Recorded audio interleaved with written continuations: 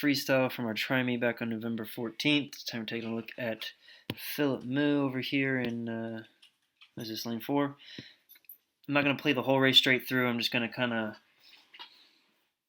play and see where we get. So, off the start here. Oops, let me go back. You're in a pretty good position. You have nice extended legs. Hips are way higher than the head. I'd like to see you relax the head a little bit. Have a little less tension here in the upper neck and shoulder area. Keep those eyes looking kind of towards that wedge. Buzzer goes off. You immediately react with the arms and legs. It appears that the arms might, you might flick the wrist a little bit back.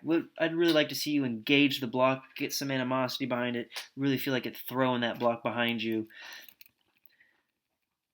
Get your arms, it looks like they get in position. This guy next to you, his feet's kind of blocking the way.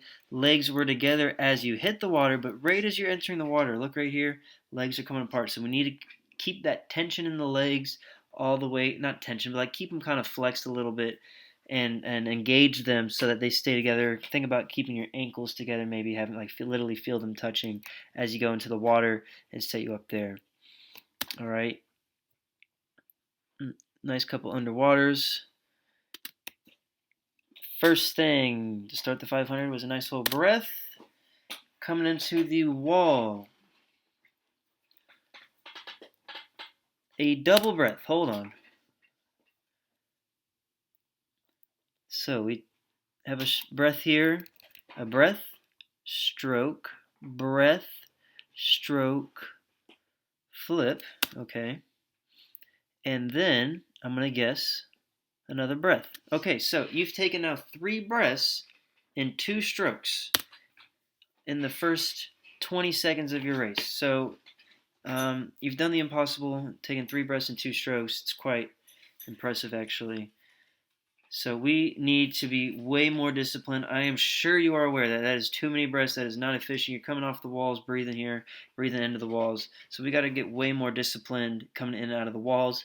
In short course especially, these walls are crucial. Think about it. You have 19 walls in this 500. They got to be really, really sharp. And then it just makes the world of difference in a long race like this.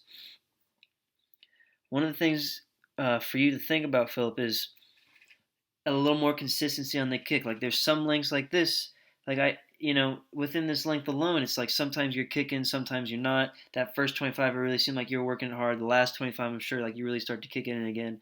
So what we need to do is just find a steady, 3 beat, 4 beat, 6 beat kick or whatever. So you're taking, for example, 6 kicks per stroke cycle, 4 kicks per stroke cycle, and just keep with that the whole race, or at least for the first 250, maybe it's 3 beats per 3 beat kicks, so 3 kicks per stroke cycle, and then the last 250 it goes up to 6 or something. Really start to kick in the legs. But we got to figure that out, get a little more consistent with it, because sometimes it's on, sometimes it's not. These turns are getting really, really floaty already this early into the race. Let's kind of fast forward. Let's see. This is okay. So here you go. The guy next to you is putting in a 17. Okay, yeah, he's ahead of you. So, taking a look at the stroke. You have a nice, smooth stroke. No bubbles are following your hands into the water and through the pool. So, all of that is good and dandy. Nice entrance here. I can't tell if it's just the water moving or not. Another double breath right there.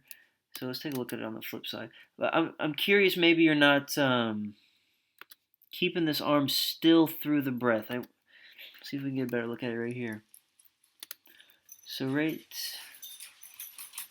what I'm looking for there is to make sure that when you drive through the shoulder, like in line with your shoulder forward, that you're keeping it in front of you. It looked like it might have been drifting a little bit, but I can't tell if that was a wave or not. I don't want to say for certain without having a 100% confident look here with this angle.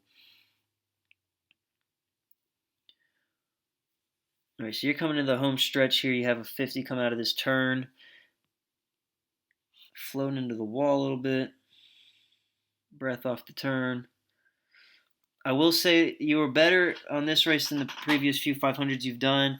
You're breathing towards Ellis regardless of what length you were on. This one you commit to your breathing pattern, you stay with it for the race, though your breathing pattern does involve double breathing into just about every wall. Taking a look at the splits, you're out 104, then 109, 109, 108, 105. So you take it out nice, you bring it home nice, but those middle 3 100s weren't nearly as fast as you should be. So kind of what you want to do is whatever you take it out, you're going to pace 3 seconds slower than that for the next 3 100s.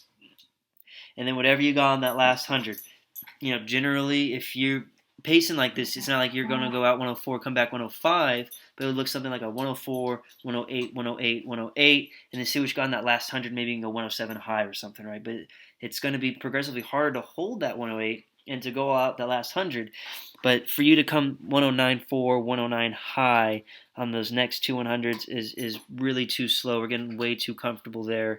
You split a 35 on one of your 50s at the 250 mark. So we got to get a little more disciplined, figure out our pace a little better, and really stick to that pace throughout the race. Taking a look at the end time, though, you're 5:38, about 3-4 seconds off your best time this season. So I think we're in a good place to set ourselves up to continue to drop time throughout the season.